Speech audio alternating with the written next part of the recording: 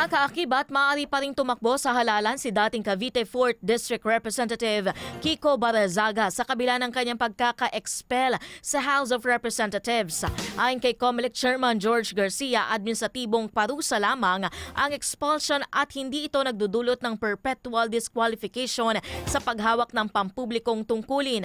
Ipinaliwanag din niya na maaari maghain ng Certificate of Candidacy ang isang na-expel na mambabatas basta't natutugunan nito ang mga konstitusyonal na kwalifikasyon.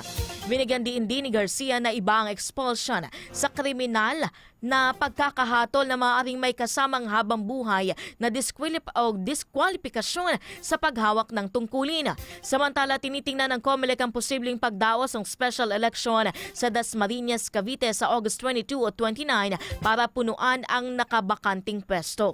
Tinatayang aabot sa halos 200 milyong piso ang gagastusin para sa halalan para sa mahigit 400,000 rehistradong botante sa distrito.